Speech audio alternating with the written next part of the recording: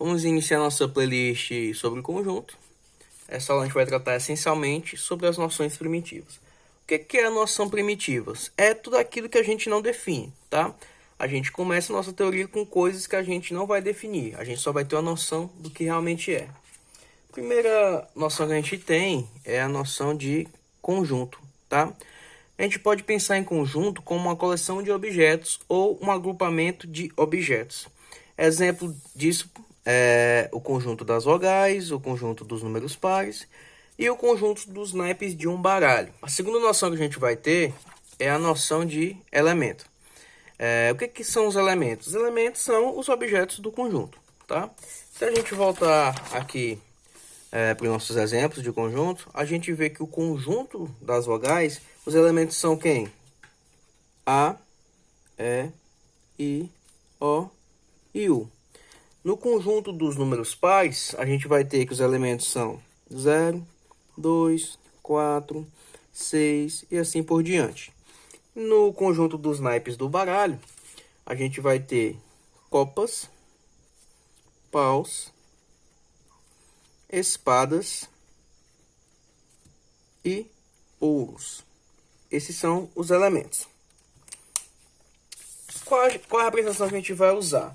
A notação que a gente vai usar vai ser as letras maiúsculas para representar os conjuntos e as letras minúsculas do alfabeto para representar os elementos de maneira geral. A nossa terceira e última noção é a relação de pertinência, tá? Se a gente tem um conjunto A e um elemento X qualquer, só existem duas possibilidades, tá? Ou X está nesse conjunto, ou X não está nesse conjunto. Quando o X está no conjunto, a gente usa esse símbolo para representar. A gente lê como X pertence a A. Caso o Y não pertence ao conjunto B, a gente usa a notação Y não pertence a B. Tá? É assim que a gente se lê essas duas relações. X pertence a A e Y não pertence a B. Tá? Outra maneira de representar conjuntos é por meio do diagrama de Venn. Aqui a gente vai representar de uma maneira geométrica, em que os elementos que estão na parte interna dos círculos são os elementos que vão pertencer aos conjuntos, né? Aqui denominados A e B. E os elementos que estão fora desse círculo são os elementos que não vão pertencer aos conjuntos. Nesse caso, a gente tem que os elementos A, C e B pertencem ao conjunto A, e os elementos X, Y, Z e W pertencem ao conjunto B.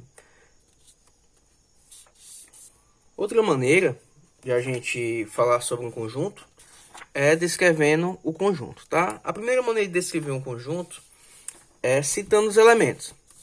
No exemplo, o conjunto dos números pares. Como é que a gente vai dar esse conjunto dos números pares? Se a gente for descrever os elementos, a gente abre as chaves e coloca aqui os números pares um a um. 0, 2, 4, 6 e assim por diante, tá? As adicências significam que são infinitos. A outra maneira que é mais utilizada na matemática é através da propriedade, certo?